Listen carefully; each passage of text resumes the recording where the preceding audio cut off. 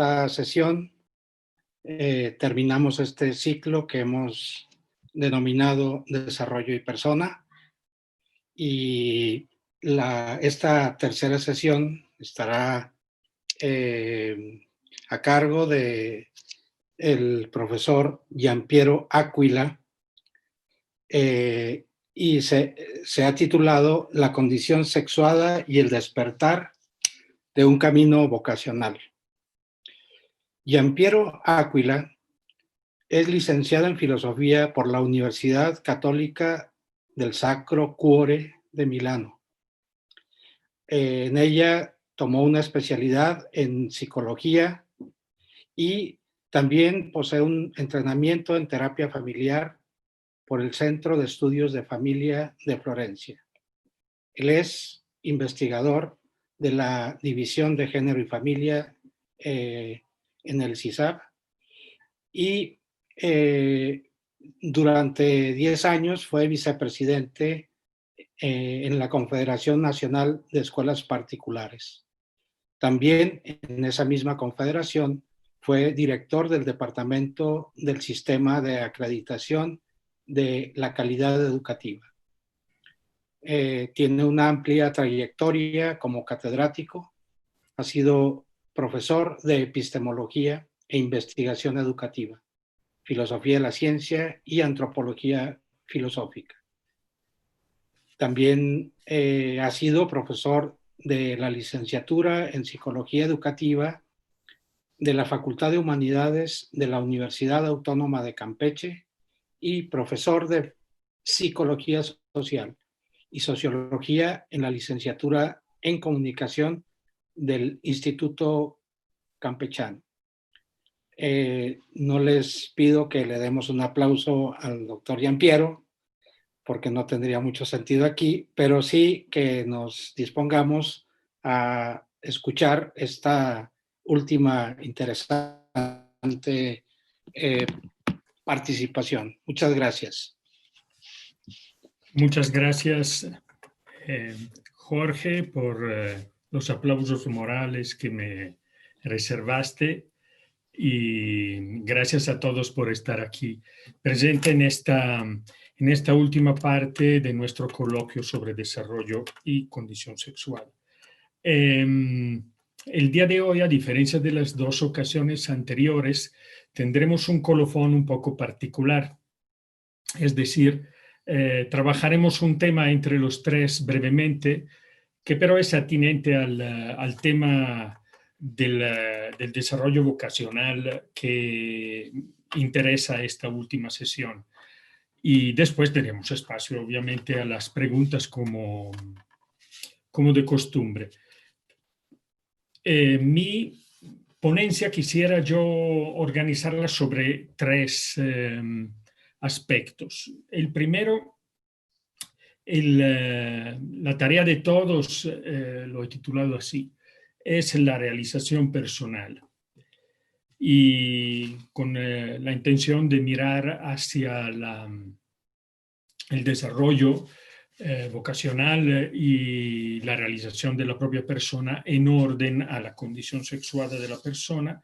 Un segundo punto es cuál es la dinámica de esta realización personal y cómo esta implica la condición sexuada. Y el tercer punto, que será el punto un poquito más amplio, es justamente que mi condición sexuada es una condición inherente a mi ser persona.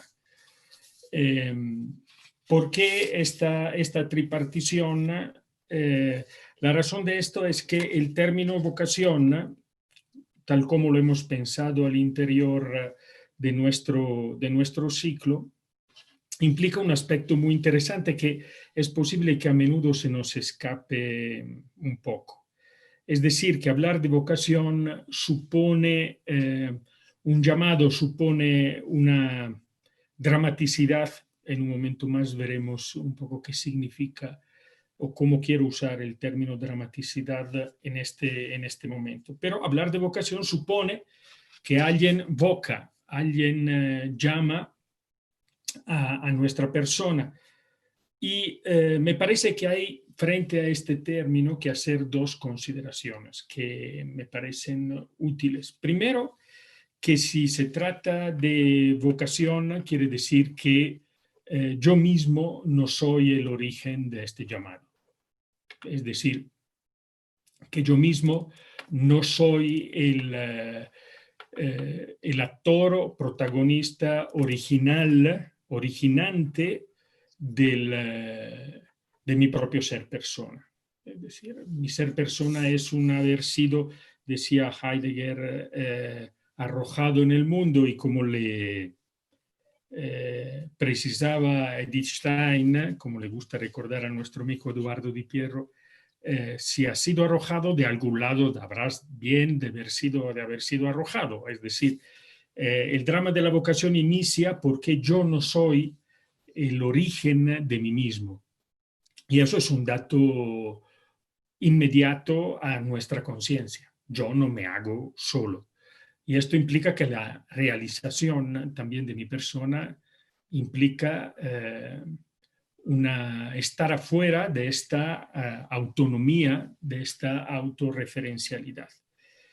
De hecho, si nosotros nos produjéramos solos, tampoco existiría la pregunta acerca de la razón de ser de mi persona, del significado de mi existir, del destino de mi persona, es decir, para qué yo estoy en este mundo y en esta realidad. Por el contrario, estas preguntas representan realmente una dramaticidad, es decir, es dramático cuestionarnos sobre esto. Y hago una pequeña anotación de carácter filológico, si quieren, sobre la palabra drama.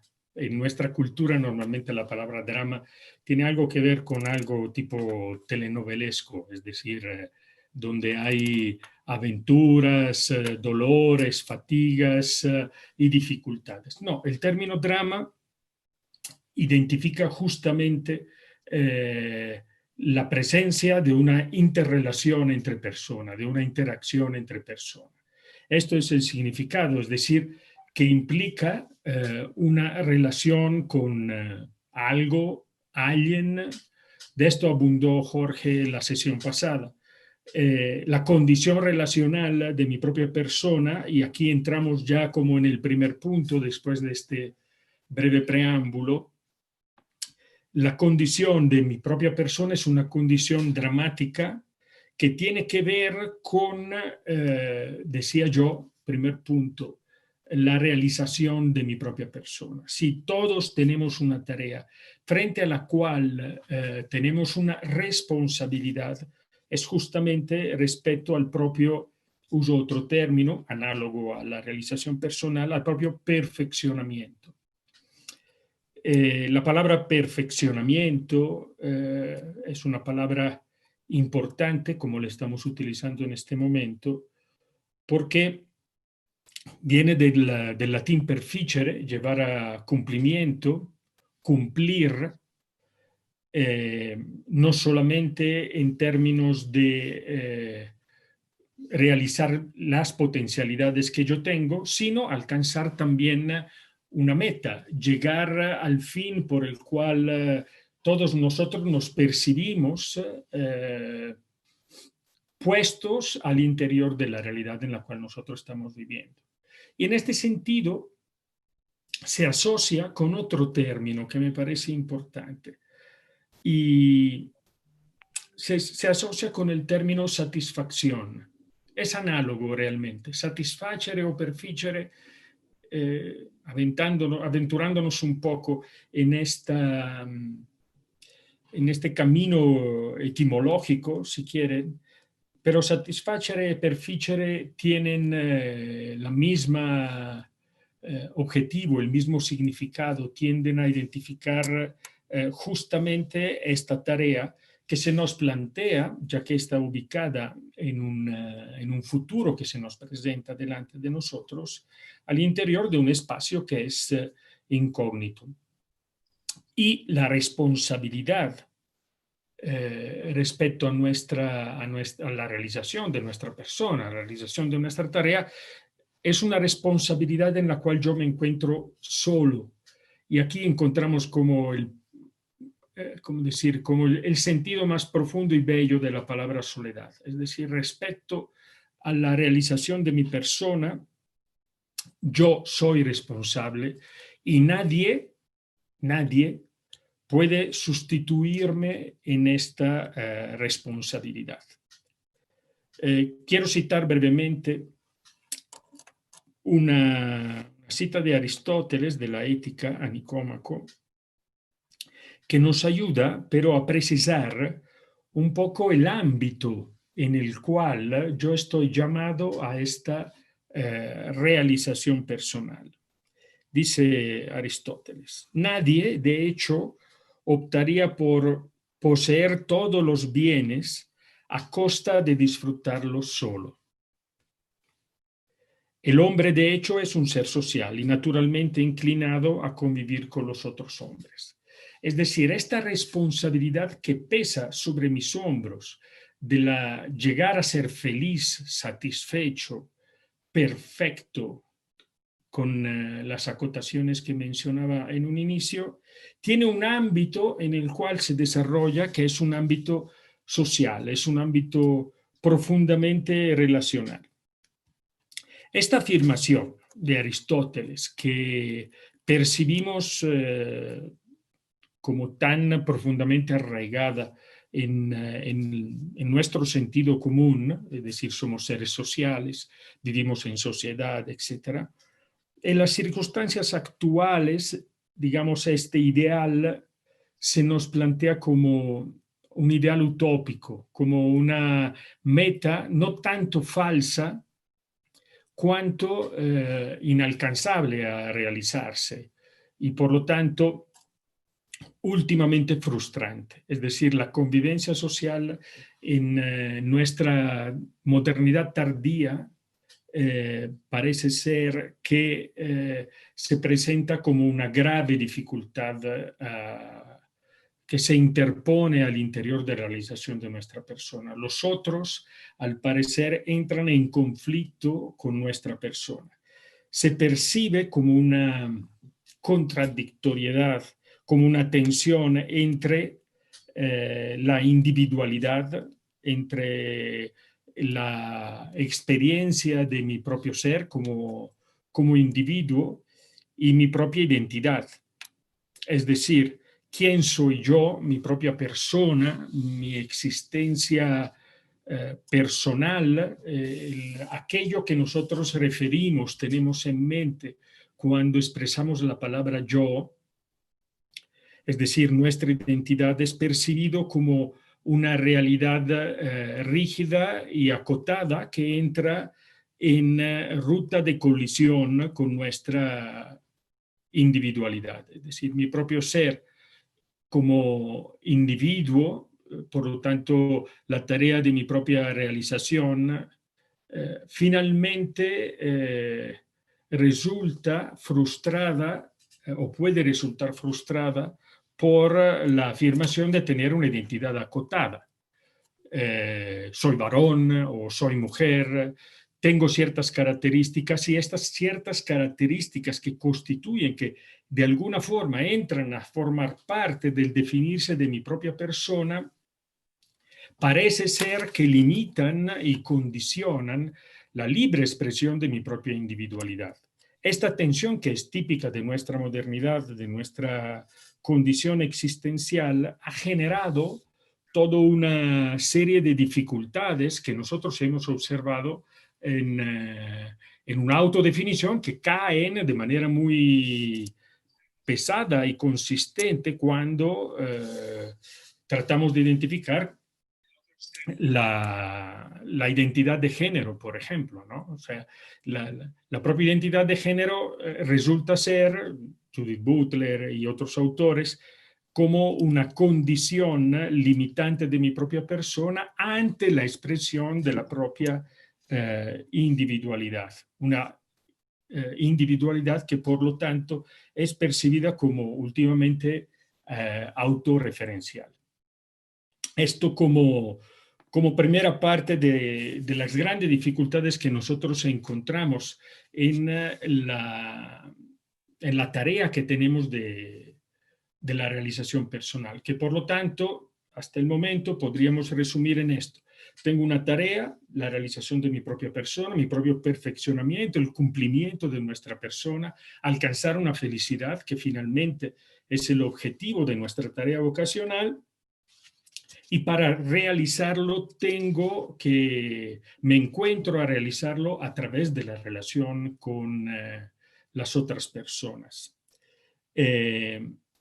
Esto culturalmente es algo extremadamente conflictuado en la época que nosotros estamos atravesando justamente por esta tensión entre identidad como algo dado e individualidad como algo en proceso. Entonces, en esta segunda parte del primer punto, quisiera un poco tratar de resolver esta que parece ser una tensión irresolvible. O sea, en la medida en la cual soy quien soy y no puedo ser diferente de lo que soy, esta identidad, sin embargo, exige y demanda un desarrollo, un camino para su propia realización. Yo diría que podemos empezar y desarrollarla fundamentalmente en dos puntos para luego entrar un poco en el aspecto más dinámico. Yo diría, cada uno de nosotros es sí mismo, es decir, es algo que le es dado en el momento en el cual empieza a existir, en el momento en el cual su propia persona es concebida y empieza un camino de desarrollo. Es sí mismo, es decir, tiene una identidad que le es dada. En ese momento tiene un género, en ese momento tiene una sexualidad, tiene un sexo, en ese momento tiene todo un patrimonio que irá mostrando dentro del tiempo quién es él. Pero esta identidad no es absoluta, es decir, es una identidad que por su propia naturaleza es dependiente, no se produce por sí sola. Esta identidad, segundo aspecto, es una identidad que es relacional. Me parece que es importante, repito, retomando el camino que Jorge había abierto hace 2 semanas, esta identidad que es algo dado, al mismo tiempo es algo dado en cuanto relación. Es dado como relación desde un principio. No solamente como condiciones para su propio desarrollo, lo cual es extremadamente importante, sino porque es dado desde un principio. Es decir, no nos hacemos nosotros y por lo tanto dependemos. Es decir, la relacionalidad es un aspecto de nuestro existir que es dado desde el momento de su origen. Y tiene, además de este ser dado, es decir, yo estoy en relación con algo o con alguien que dio, si yo soy algo dado, en un segundo aspecto también depende para su desarrollo y permanencia dentro de la realidad. Es decir, somos profundamente contingente, vulnerable, podríamos decir. Somos dependientes de un medio dentro del cual nosotros nos desarrollamos, es decir, estamos en relación con el aire, necesitamos de algo que nosotros no producimos para poder existir, justamente porque somos seres vivos, y necesitamos también de otros que nos reconozcan, es decir, que afirmen nuestra propia persona. Y este aspecto de reconocimiento tematizado por Hegel, yo creo que es un elemento importantísimo. Tanto es que si nosotros observamos cómo nos vamos desarrollando, el primer contenido de nuestra conciencia, a pesar de que implica una subjetividad, pero experiencialmente es la presencia de lo otro, es la presencia de la realidad en términos generales y dentro de la realidad, sobre todo, de un tú, de otro sujeto que me pueda reconocer, es decir, que sea para conmigo no solamente un objeto pasivo de conocimiento, sino que sea algo, una presencia activa que devuelva el conocimiento y me pueda reconocer. Por lo tanto, somos seres que descubren su propia identidad en términos de relacionalidad. Esta relacionalidad está instalada, está ubicada siempre y necesariamente sobre nuestra corporeidad. Como decía Rodrigo, no sé si lo recuerdan, creo que es casi un mes que él nos dio su aportación. Él decía: cuando me das la mano, en sentido impropio me dices, tocas mi mano, porque al tocar mi mano, tú me tocas a mí. Es decir, yo soy mi cuerpo. Y que yo soy mi cuerpo, es decir, que yo soy persona-cuerpo, esta integración requiere que se realice en el tiempo. Es decir, requiere que la libertad se comprometa en un proceso de desarrollo. Justo por la corporeidad, nosotros tenemos una identidad, pero necesita de todo un contexto de relaciones desde su origen, con las cuales entramos en una interacción que obliga a la propia libertad y sobre todo implica una evolución. Hasta aquí la primera parte. Resumo brevísimamente: la realización personal supone una relacionalidad que es crítica, es decir, lo que estamos diciendo en este momento no es algo que podemos percibir como claro de inmediato, es decir, nos faltan categorías justamente porque la modernidad tardía, podríamos decir, ha tocado de manera muy importante la relación entre identidad e individualidad. Y sin embargo, mi propia identidad se vuelve un elemento un factor que se desarrolla al interior del tiempo, porque desde un principio es dado como puesto dentro de la realidad, puesto dentro del ser, y no por mí mismo, sino soy ofrecido, por lo tanto implica la relación con alguien que ponga, y últimamente implica una corporeidad, es decir, la corporeidad y por lo tanto todo lo que esto implica, su temporalidad, su sexualidad, obviamente, abre a un proceso de desarrollo en el cual voy desplegando mi propia identidad al interior del tiempo y al interior de las relaciones que yo estoy viviendo. Esto, como decir, el primer punto. Y el segundo punto es tratar de encarar el colmillo, tratar de entender un poquito más de cerca con qué dinámica esta relacionalidad va desplegando mi propia identidad. Decíamos, es una dinámica que obviamente no es autopoética, no es autocreativa, sino es una dinámica profundamente relacional. Los estudios de la psicología nos ponen de manifiesto. Hay un textillo que de hace ya muchos años, finales de los 60, 70, donde René Spitz analiza a detalle el desarrollo de los niños abandonados a causa de la guerra y por otros motivos, y va observando cómo al ausentarse una relación estable en el tiempo, una relación materno-filial, podríamos decir, entre el niño y las enfermeras que lo cuidaban, cambiándose de turno paulatinamente. Evidentemente las enfermeras no podían fijar su propia relación con los niños. El niño, al no tener una relación estable con esto, pasaba de un fenómeno que se llamó depresión anaclítica, seguidamente a un fenómeno que luego fue nombrado como marasmo, y finalmente la muerte. Es decir, el niño abandonaba las relaciones con el mundo porque no tenía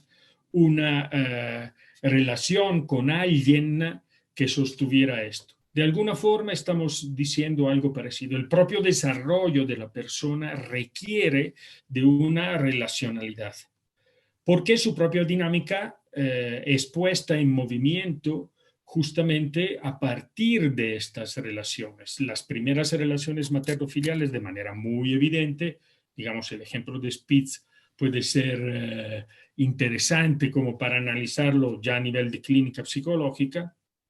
Pero más en general, nosotros podemos observar cómo la conciencia del sujeto, al abrirse ante la realidad, empieza una dinámica que definimos con un término extremadamente bello a mi manera de ver. Es decir, la realidad empieza, a medida que la conciencia y la libertad de la persona va madurando, a establecer un nexo con la realidad.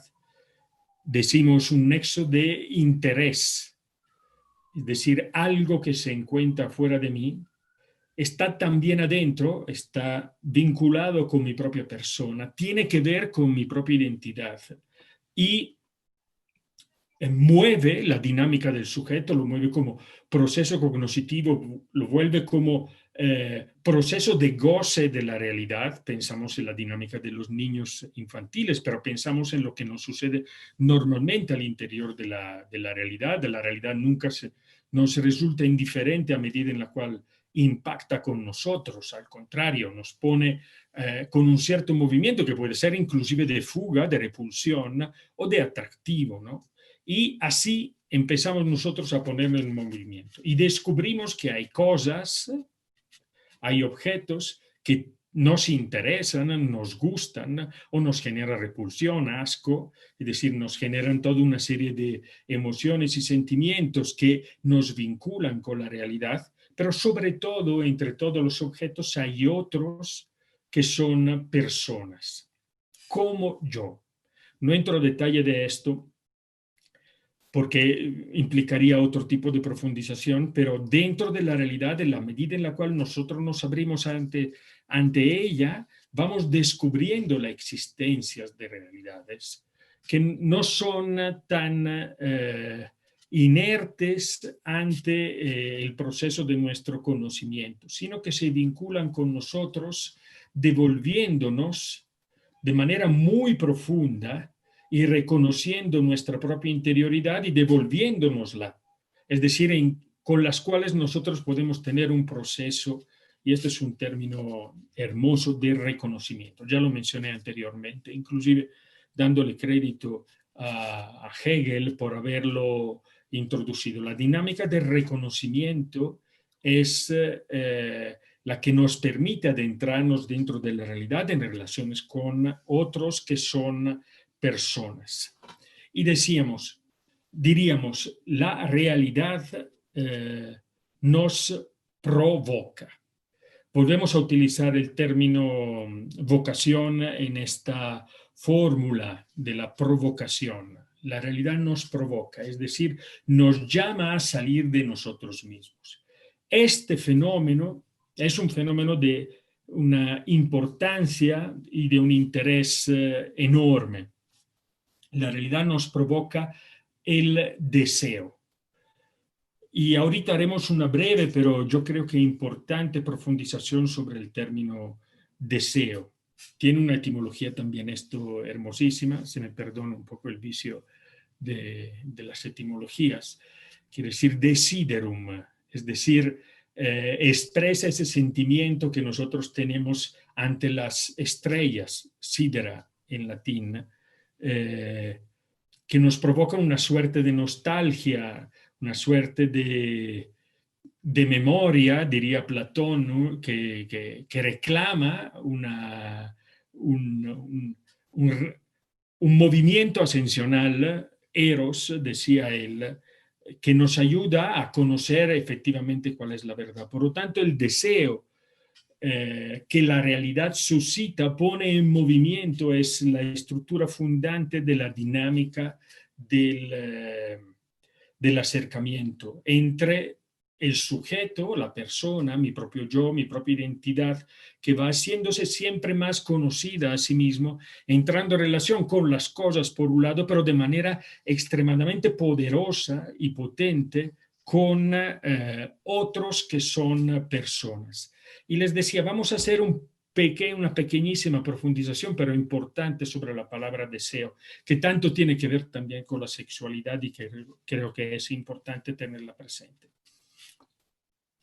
Nuestra condición de dependencia, decía en un inicio, es decir, yo no me hago a mí mismo, yo ni siquiera puedo decidir agregar, el ejemplo que siempre pongo, un cabello más a mi cabeza, por obvias razones, es decir, yo soy últimamente vulnerable y el deseo es un elemento desequilibrante de la persona porque lo pone en riesgo, lo saca de sí mismo para aventarse al interior de la realidad y por lo tanto lo expone, si bien a la satisfacción, también al riesgo del fracaso. Y cuando nosotros analizamos un poquito más de cerca la naturaleza del deseo, observamos que entre nuestros dos objetos, las cosas del mundo, los animales y todo, el diamante más precioso, el cuadro más bello, aunque las obras de arte tienen una fenomenología aparte, pero el cuadro más bello no me devuelve el reconocimiento que yo espero de la otra persona. Y por lo tanto tienen una dinámica del deseo profundamente distinta. El deseo de las cosas supone que las cosas para mí tengan una utilidad, es decir, que cooperen pasivamente a la realización y a la satisfacción, al perfeccionamiento. Les decía en un inicio, estoy utilizando casi como sinónimos estos términos, me mueven a este perfeccionamiento, pero delante de lo otro, la dinámica del deseo no es como desear una cosa. Yo creo que el punto más brillante de esta relación se encuentra en la dinámica del enamoramiento.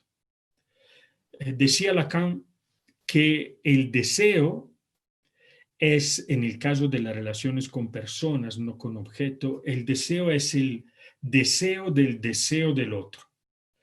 Y esto me parece que es profundamente hermoso. De hecho, el camino de cortejo, de acercarse a la persona, de convencerla de que yo mismo puedo ser hacia sus ojos un objeto deseable, que yo puedo ser condescendiente con él, lo observamos de una manera magnífica en la relación de una madre con su propio hijo, lo corteja así como el hijo le corresponde a este cortejo en una danza hermosísima, pero lo mismo el amante con la amada entra en relación con ella con una delicadeza que tiende a motivar no solamente al otro como objeto de mi propio deseo, al contrario, esto sería un acto para la otra con la otra persona profundamente violento. En el caso de la relación entre personas, el deseo se configura como deseo, permítame que yo lo repito, deseo del otro. Y esto implica un proceso de espera del otro.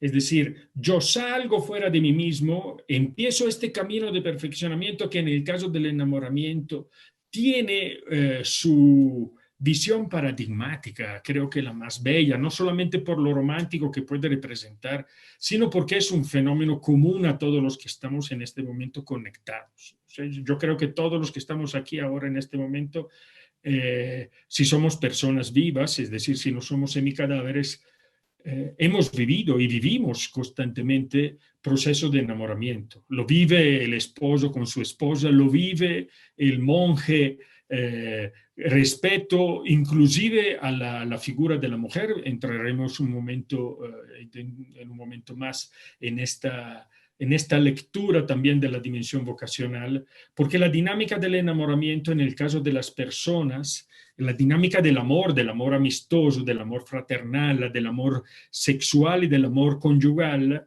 implica esta relación de expectativa, de saber esperar que el otro manifieste su deseo hacia mí y yo lo pueda intercambiar con él. Ahora, en este camino nos puede venir de ayuda también otro autor, San Agustín. San Agustín dice, el deseo abre, el deseo pone en movimiento, en búsqueda de la felicidad, es decir, de la propia perfección, del propio perfeccionamiento. En una dinámica como la dinámica consumista, nosotros observamos que el deseo entra en un proceso perverso. Y esto lo observamos en los procesos de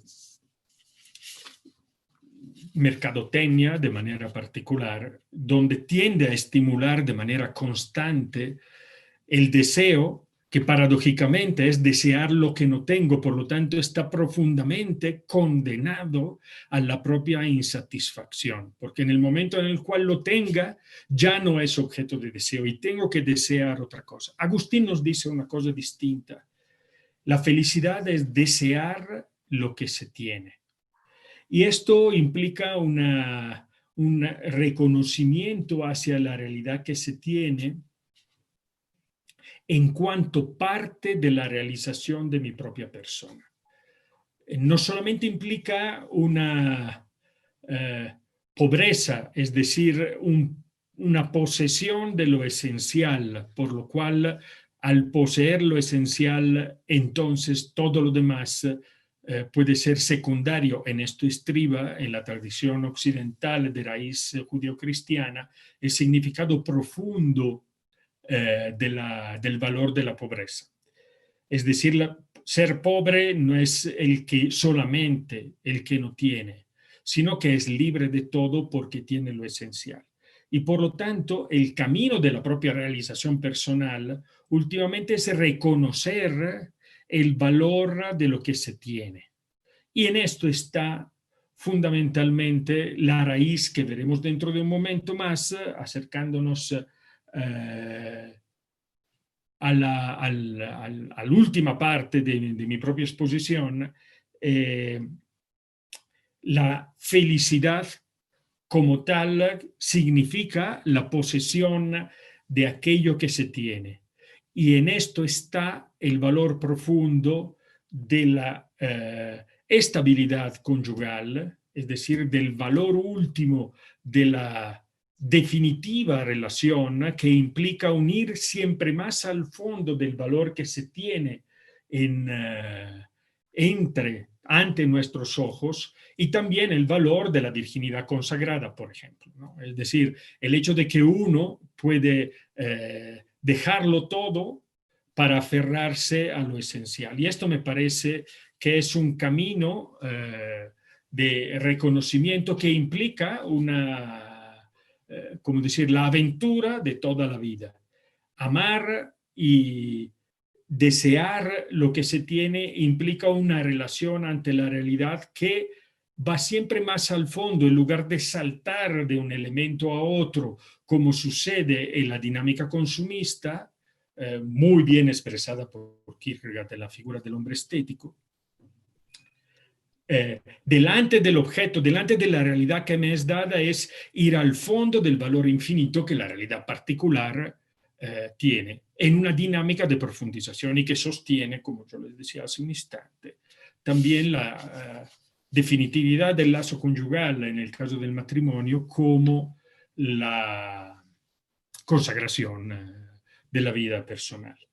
Entonces, con esto vamos a entrar en el tercer punto, es decir, la condición sexual de mi propia persona, cómo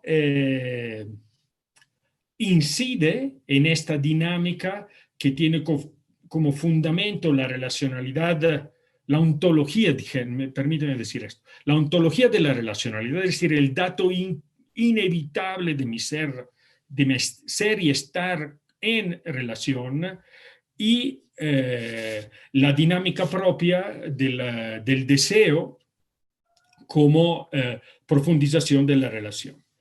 Vamos un poco a ver nuestra condición, digamos, humana con referencia a la dimensión sexual. Si nosotros observamos ¿qué es lo más preciado que yo pueda tener dentro de mi propia vida? Podríamos decir que es mi propio ser personal. Mi propio ser personal, mi propio ser humano dentro de la realidad. Y yo bien puedo poseer mil cosas dentro de lo que yo estoy haciendo y viviendo, y yo puedo observar que ninguna de estas últimamente es esencial. Ni siquiera la vida, porque la vida necesita de un sentido para ser vivida plenamente. Y podemos decir que mi propio ser personal,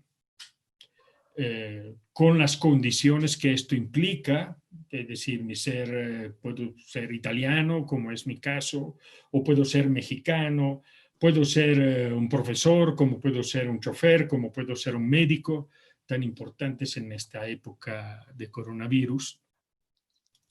Pero antes aún que ser italiano, antes aún que ser profesor, yo soy como dado a mí mismo mujer o varón, en el caso mío varón.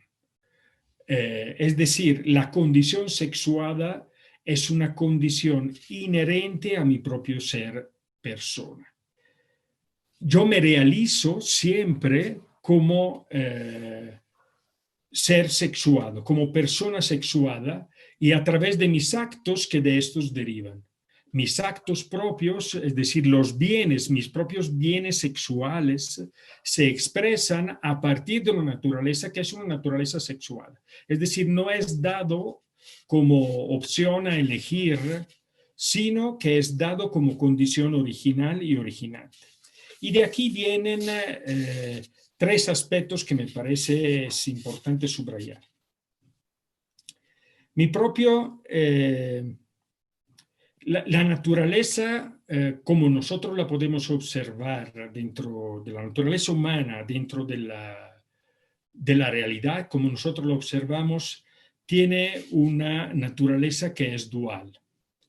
El hombre existe dentro de la realidad que nosotros podemos observar solo como ser masculino o como ser femenino.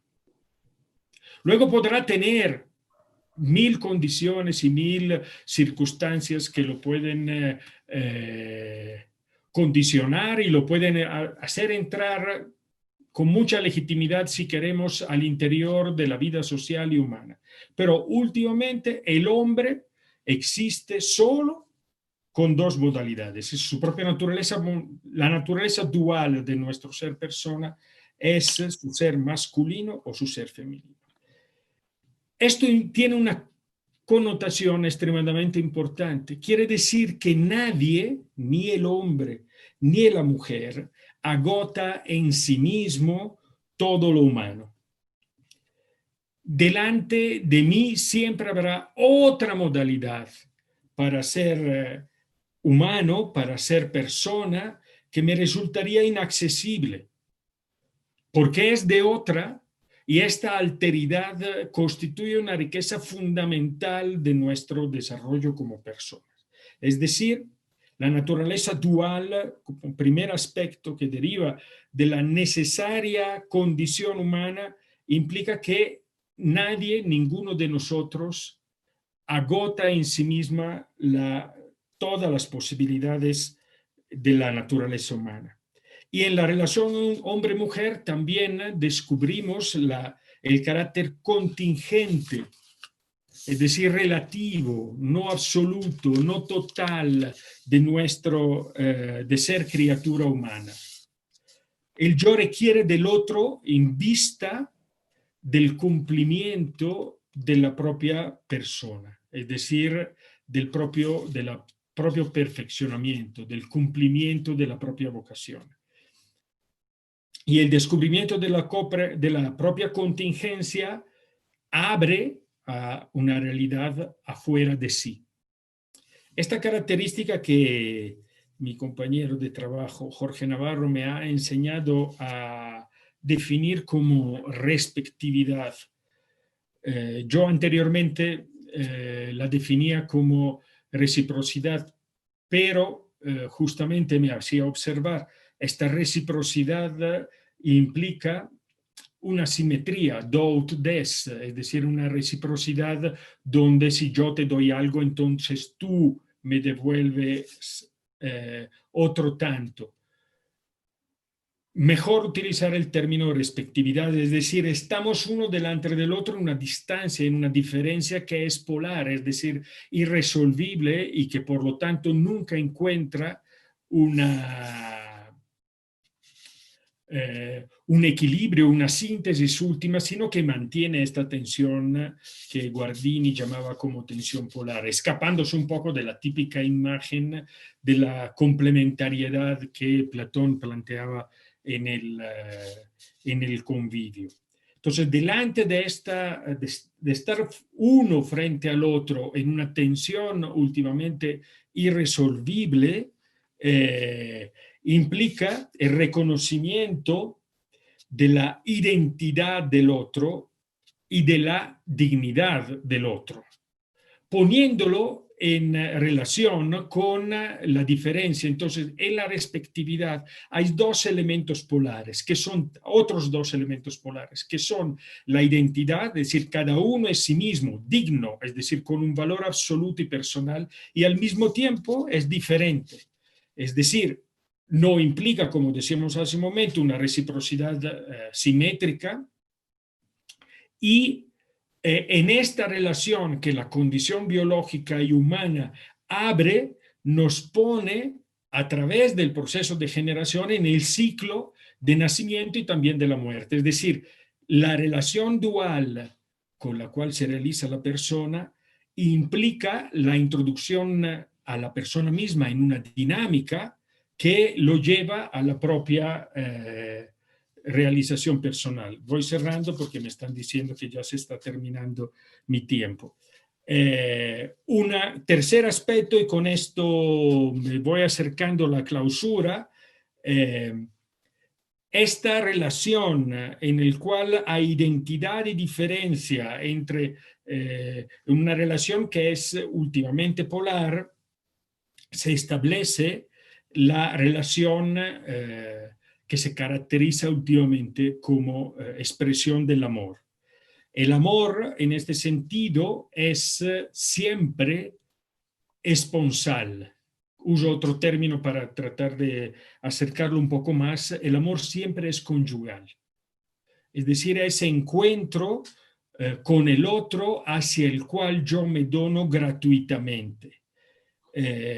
Que por un lado expresa el significado conyugal del cuerpo y está inscrito en la misma estructura personal y corporal del hombre y de la mujer. Por lo tanto, para cerrar, digamos, la sexualidad se nos presenta como una dimensión original y no derivada del ser humano.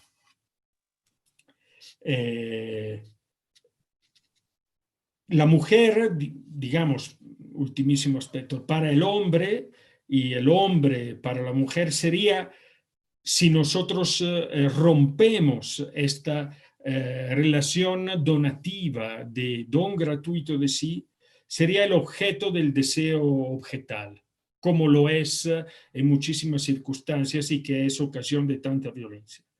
Y solamente sería un objeto de consumo. Mientras el fenómeno del enamoramiento nos dice cuánto la naturaleza propia no puede ser reducida a un consumo del uno del otro. Y con esto, reafirmando este aspecto que la sexualidad es una dimensión original y no derivada del ser humano y que por lo tanto nos abre una relación de reciprocidad y de reconocimiento recíproco que establece la dinámica del reconocimiento de quién soy yo y exige la presencia del otro, justamente esta relación demanda el reconocimiento de la dignidad del otro. Y en este momento quisiera que también Jorge y Aline prendieran sus micrófonos, porque un caso particular, pues sus micrófonos y sus cámaras, porque un caso particular de esta violencia que nosotros observamos respecto a la relación objetal se vislumbra y se identifica con el fenómeno, el educador principal, digamos, de la sexualidad que tenemos en este momento ante nosotros, que es la pornografía. Es decir, en esta relación entre hombre y mujer, en la formación y la educación de la sexualidad, la pornografía, desde que el Internet de alta velocidad ha entrado en nuestras vidas, ha asumido y asume y sigue asumiendo un peso extremadamente importante. Entonces vamos a iniciar por 10 minutos, un cuarto de hora, un brevísimo diálogo entre nosotros y luego nos abrimos a las preguntas de quienes asisten, si gustan empezar a mandarla. Jorge, ¿te parecería a ti empezar esta dinámica? Sí, yo solo quisiera, digamos, poner sobre la exposición que tú has planteado, que en esta, digamos, relación de, tú subrayabas, ¿no? La respectividad, digamos, la dimensión sexual introduce una forma de atractivo que sostiene de alguna manera o que reclama la relación. Ese es un aspecto que me parece importante, que como también bien lo señalabas, es relación de persona, no relación del cuerpo, no relación genital, no. Aunque en algún momento la relación corpórea, la relación genital, esté llamada a adquirir un significado en la plenitud de las personas. Eso me parece que es importante. ¿Por qué? Porque un fenómeno como lo ha señalado la pornografía, lo que hace es destruir primero la dimensión personal de la relación, ¿no? Es decir, convertirla o, digamos, trasladarla a una relación con objetos, ¿no? De satisfacción, de placer, lo que sea. Digamos, como convertir esa atracción, ese atractivo, que finalmente es un movimiento de la persona en, digamos, objeto de un consumo, de una, digamos, satisfacción, utilizando un poco reductivamente la palabra como tú la habías puesto, ¿no? Esto me parece que es un aspecto fundamental para insistir, diríamos, que olvidando o suprimiendo, ¿no? Algo que hemos insistido, me parece, durante estas 3 sesiones, en que la clave de una lectura del desarrollo de la persona y está justamente en el reconocimiento continuo de las personas, de la dignidad de las personas, y el llamamiento, algo que has mencionado, al amor como plenitud, o cuando menos como anuncio de una plenitud, ¿no? Me refiero al amor que puede haber entre un hombre y una mujer, el padre, el hijo, etcétera, que es siempre como una especie de despertar a la realidad, ¿no? Dejo entonces como un agregado, ¿no? a lo que has planteado. Aline. Gracias, gracias. Sí, yo justamente es una de las preocupaciones que más se maneja, no solamente desde el área de las ciencias sociales o desde los estudios de género, sino que también se ha abordado en muchos sentidos, inclusive también distintos tipos de feminismo, como el feminismo abolicionista, también tocan el tema de la pornografía, que la pornografía no es más que la apología de la violación, de las agresiones sexuales, de los delitos sexuales, sin contar lo que es evidente, que es la prostitución. Se normaliza el proxeneta como si fuera una persona, un comerciante, cuando no es más que un tratante, ¿no? Es un tratante de mujeres y de niñas y de hombres, ¿no? También.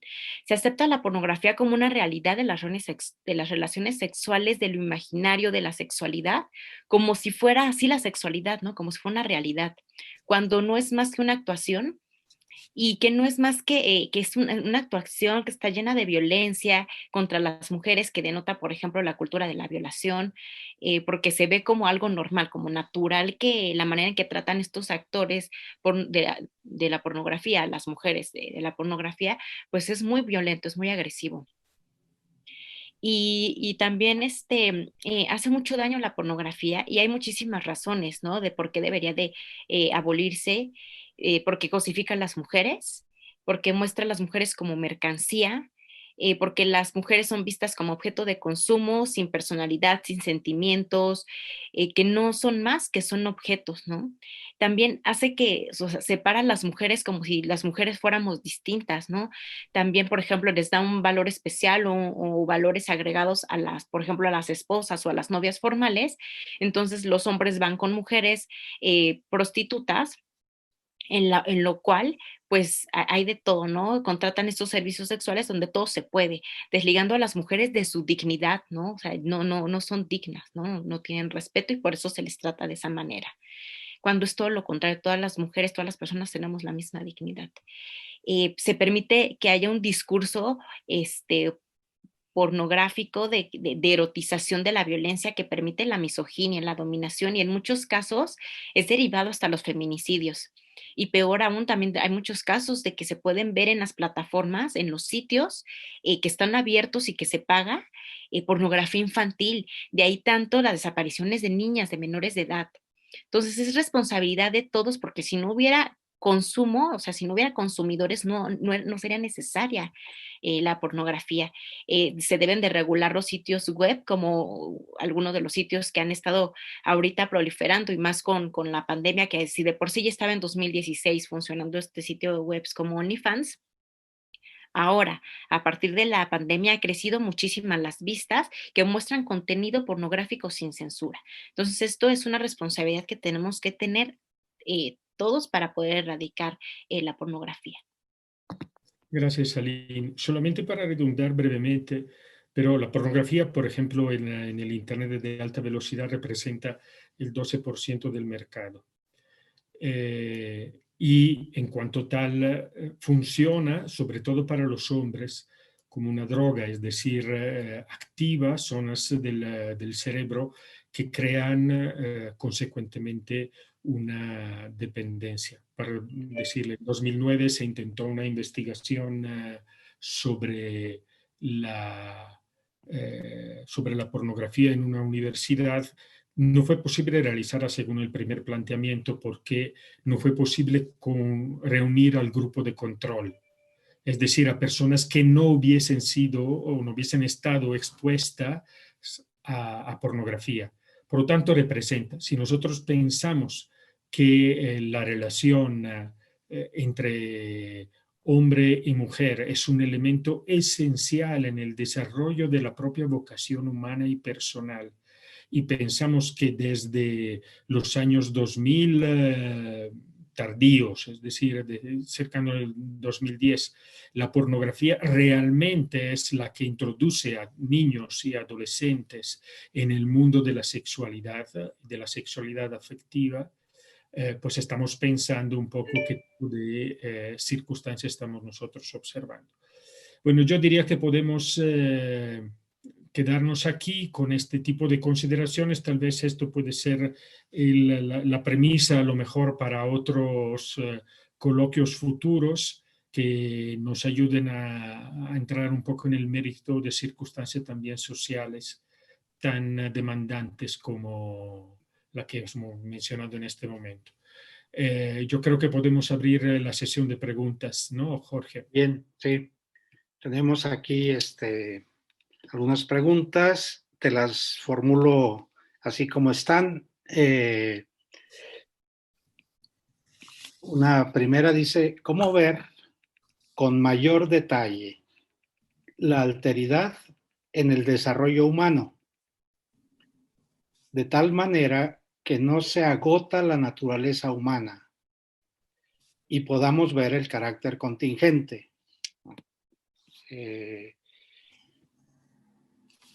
No sé si se entiende completamente, pero creo que el tema está... Yo inicio una respuesta. La misma expresión desarrollo humano implica que la persona en cuanto tal está inserta en un proceso evolutivo, en un proceso justamente de desarrollo. Nosotros, lo que yo mencioné de los estudios de Spitz de los años finales de los 60, nos ayudan un poco a entender cuánto en el desarrollo neonatal y perinatal del niño la dependencia. Y uno podría pensar que en este sentido la relación con los otros está ligada a meros factores biológicos. Pero si nosotros observamos, sobre todo, asumo un poco el tema de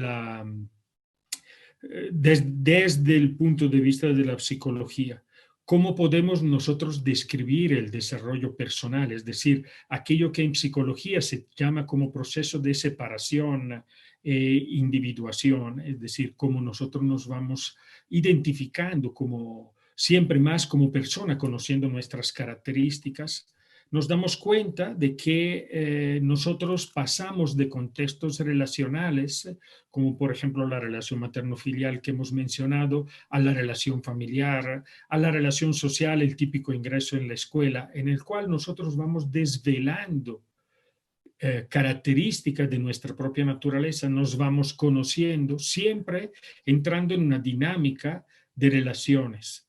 Estas relaciones tienen como característica el proceso de acción del individuo, es decir, el sujeto se descubre siempre en una acción que no es simplemente, o sería reductivo, limitar a una relación objetal en el cual yo conozco cosas, sino que conozco cosas que siempre tienen una caracterización y una identidad que es cultural, que es social. Es decir, yo cuando se me presenta por primera vez algún objeto, ya se me presenta con un juicio, con una identidad que la cultura me da. ¿Y qué es la cultura dentro de la cual nosotros nos movemos? Si no es un contexto de relaciones que me permite entrar con una hipótesis dentro de la realidad e ir dentro del proceso de conocimiento. Si nosotros pretendiésemos que nos aventamos al interior de la realidad, conociendo la realidad y revelándonos a nosotros mismos, sin estas relaciones, todavía estaríamos tratando de prender chispitas con una piedra, tratando de entender qué es el fuego. Mientras nosotros, decía Hume, somos como enanos en hombros de gigantes, es decir, nosotros afrontamos la realidad por nuestra propia naturaleza, a partir de un contexto cultural. En otras ocasiones, Pablo Castellano nos ayudaba a identificar claramente cómo nuestra natura es una naturaleza cultural. Nosotros no vivimos aisladamente.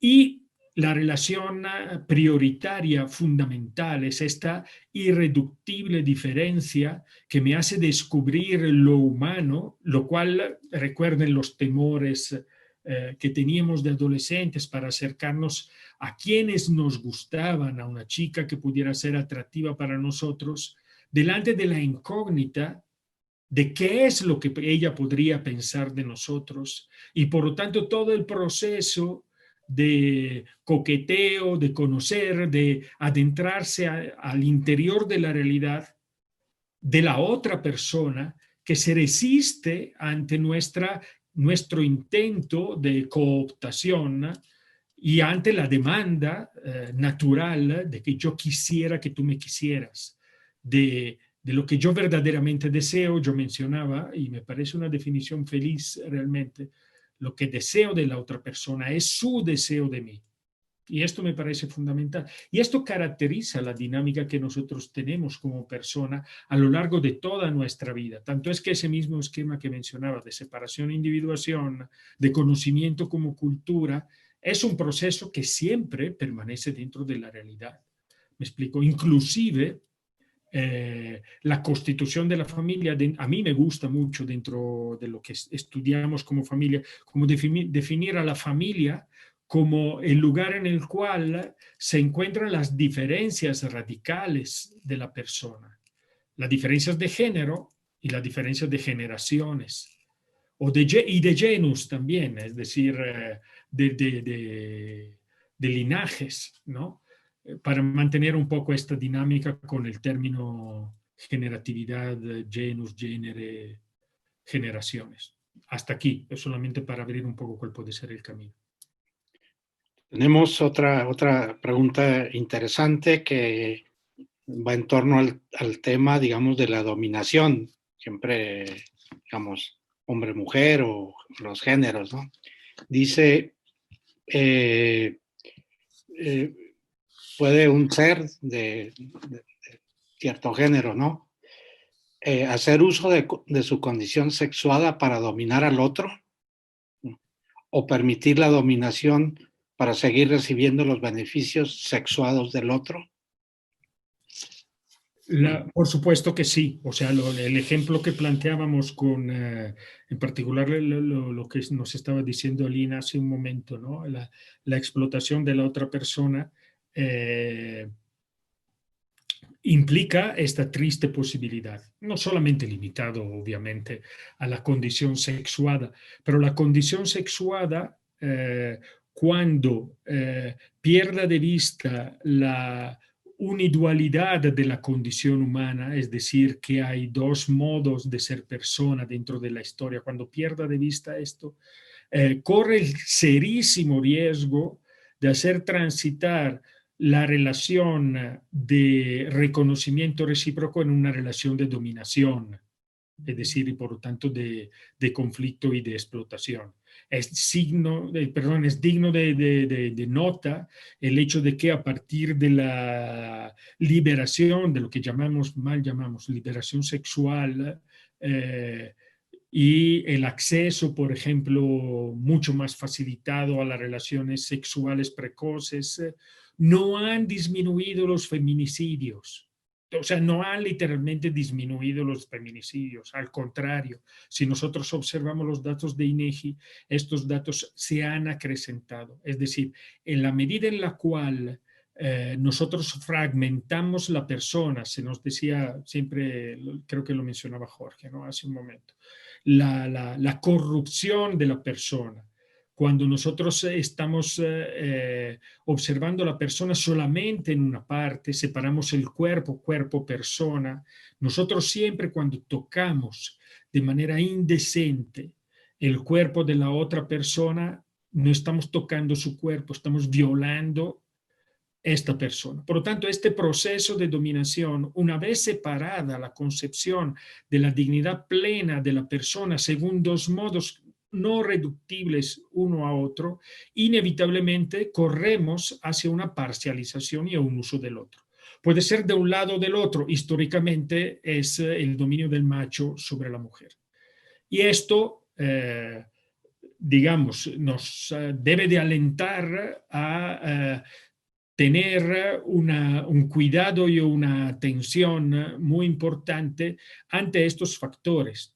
Digamos, el camino que se está tomando de poner de relieve la figura de la mujer para justamente caminar hacia su propia plena dignificación es un camino importantísimo que solamente está en sus primeros pasos y no es un problema de machismo mexicano, al contrario, yo creo que es un problema mundial y nos encontramos delante justamente de un cambio de época, porque si nosotros observamos cuáles son los factores de explotación de personas, las mujeres, la peor condición de una persona en general, supongamos, bueno, decimos en Latinoamérica, es una persona afrodescendiente mujer.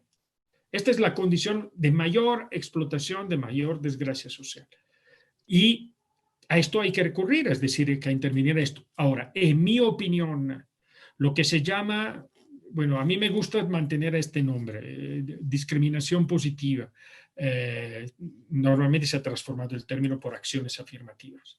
Pero a mí me parece que no son del todo felices porque no llegan a la raíz del problema y solamente tapan consecuencias. Cuotas de género, autobuses reservados, etc. Yo creo que hay que hacer un camino que es un camino educativo, por eso la necesidad de una educación sexual que no puede ser delegada a la pornografía y a la internet, cosa que es radicalmente en este momento. Solamente las clases de educación sexual se limitan a unas clases de anatomía y fisiología, la mayoría de las veces. Muy bien. Última pregunta. Agradecemos a los que han estado participando y que, digamos, que enriquezcan este coloquio. La pregunta se refiere al tema del individualismo, ¿no? Creo que es una pregunta importante tanto para el tema de hoy como para todo los tres, digamos, intervenciones de este coloquio, ¿no? Dice, ¿qué diferencia hay entre el individualismo y lo que has desarrollado en el tema de hoy? Sí, bueno, en un punto afronté el tema afirmando, hay una tensión entre identidad e individualidad, ¿ok? Yo creo que culturalmente, en el momento en el cual nosotros nos encontramos, hay la tendencia a afirmar que el valor de la persona consiste en su propia individualidad. Y esto fatalmente hace mirar al valor de la persona en cuanto puede expresar y realizar sus propios deseos momentáneos. Es decir, descansa el individualismo sobre una radical separación entre identidad e individuo. ¿Por qué? Porque culturalmente, esto se lo debemos también al buen Heidegger, también Sartre y otra parte de la filosofía, mencionando también a Michel Foucault y Derrida, la necesidad de afirmar el valor del individuo y la percepción o la consideración que las características de identidad encasillan a las personas en ciertas categorías. Creo que pierden un poco lo que Jorge nos expuso la vez pasada, es decir, nuestra persona tiene una identidad que descansa sobre la relacionalidad. La relacionalidad es esencial y necesaria para el desarrollo y la expresión de la totalidad de la propia persona. Y el individualismo elimina esta identidad, dejando al hombre últimamente a la merced de una propia realización personal y por lo tanto todo lo que es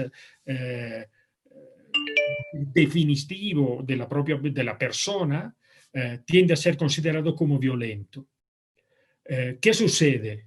Sucede que la persona permanece expuesta últimamente a los propios humores y si fuera solamente esto sería una cosa muy sencilla, pero sobre todo que después está la mercadotecnia, es decir, el individuo permanece como aislado y abandonado a sí mismo, aparentemente feliz de construir toda una red de relaciones en el cual no existe ningún compromiso, redes sociales, por ejemplo, en el cual yo no entro en relación verdaderamente a la presencia de nadie y por lo tanto voy empobreciendo mi propia persona. Ahí bueno, sería como largo ampliar un poco el tema sobre el tipo de disfunciones sociales que observamos de manera siempre más clara.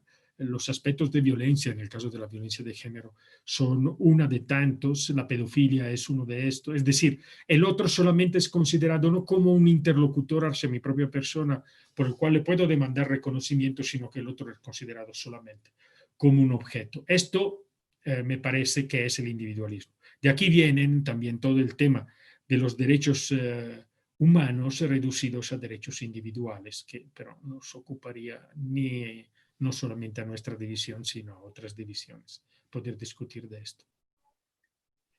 Bien, hay una pregunta que parece haber tomado un poquito así al vuelo. Lo que mencionaste sobre la vocación, hay como una forma muy común de hablar de la vocación, por ejemplo, refiriéndole a la vida religiosa o la vida matrimonial, así, ¿no? Y dice, la amistad en la vida religiosa entre hombre y mujer tiene una dimensión sexuada. Y pregunta, ¿permite una realización más plena de la propia vocación? Para dar una respuesta seca a la pregunta, no. Es decir, no es una relación más plena. La relación, digamos, entre hombre y mujer en la vida en la vida consagrada. Lo que es una relación necesaria. Es decir, una relación, perdone si contesto de manera un poco paradójica, pero negarla, es decir, la amistad entre hombre y mujer, negarla es contrafáctico, no existe, por el simple hecho de que tengo madre y que tienen personas, mujeres en el mundo, y yo no puedo hacer caso omiso de esto. Por lo tanto, no es algo que se añade. Sería, en el peor de los casos, algo que violentamente se elimina, es decir, es una condición esencial, no es solamente una condición perfeccionante, lo perfecciona en el sentido estricto del término. Pero lo que querría evitar es un poco la tentación de pensar que entonces tengo que agregar una relación. No, tengo que reconocer esta relación porque es dada, porque sería una gravísima eliminación de un aspecto de la realidad. No digo que esto no haya sucedido, o sea, yo sé que una herencia jansenista en el 900 y todo esto ha generado al interior de congregaciones una misofobia, una misoginia dentro de las congregaciones masculinas y una separación violenta de la relación hombre-mujer. Pero esto es contrafáctico. Es decir, no es posible vivir en esas condiciones, porque no es real. Inclusive negar esta relación es una relación. O sea, lo digo así un poco a secas. Otra pregunta dice, no sería la educación familiar, ¿no? Entiendo que en relación a la educación sexual o a la educación afectivo-sexual, no sería más importante la influencia de la educación familiar que la pornografía. En los hechos, bueno, primero me parece que es un hecho que la educación sexual en familia es algo todavía muy ausente. Es decir, a pesar, no digo, antaño no sucedía, antaño era otro mundo. En este momento, la necesidad urgente de que haya una conciencia explícita de parte de los padres, que no sea solamente implícita, la relación se aprende implícitamente viendo la relación de mi padre y de mi madre. La relación con mis hermanos y familiares obviamente se aprende. Sin embargo, el bombardeo al cual se están sometidos, o sea, mis generaciones tenían que ir a poner la cara delante del que vendía el periódico para comprar una revista pornográfica, lo digo de manera muy banal.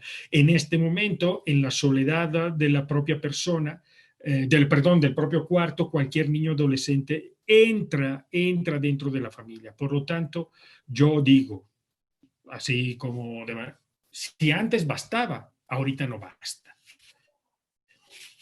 Hay que estar atento. De hecho, las generaciones de las personas de 20 años se está observando siempre más disfunciones, sobre todo en los varones, pero también en las mujeres, disfunción eréctil, una grave dificultad en tener relaciones con la mujer y tener una intimidad sexual, porque denota un no desarrollo de la capacidad de amar con el propio cuerpo a la otra persona. Y por lo tanto, la masturbación se vuelve el único horizonte dentro del cual se va desarrollando la relación delante de la pornografía. Perdón si entro en términos un poco abruptos, pero la condición es esta, es decir, no es como antes, o sea, simplemente, o sea, los que dicen antes se aprendía, no, bueno, ahorita es otro mundo, te aseguro, o sea, porque es saltar un poco de campo, porque la Internet no es un medio de información, ¿ok? Internet es un ambiente. Es decir, donde se establece, se conviven. Aline mencionaba de cuántas personas y cuántas niñas puede ser adescada para prostitución infantil a través de mil de cosas. Es decir, es un lugar en el cual no solamente nos informamos, sino que vivimos. Y esto es una condición que, pues, yo la viví ya de grandecito y mis papás ni siquiera, y posiblemente ni siquiera los papás de la mayoría de mi auditorio, yo ya soy viejito, pero es otra condición, y sí es una condición.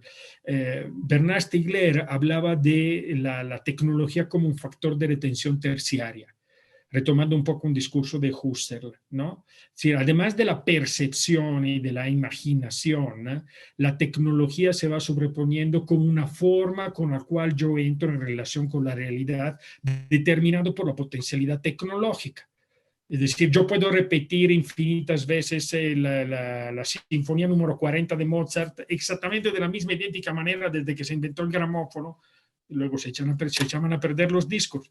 Pero ahorita puedo recordarme de un hecho sacando un selfie. Es decir, ni siquiera la imaginación y la memoria, el contexto tecnológico en el cual estamos es nuevo, o sea, punto. Y afecta e interesa la relación entre personas y en particular la relación sexual.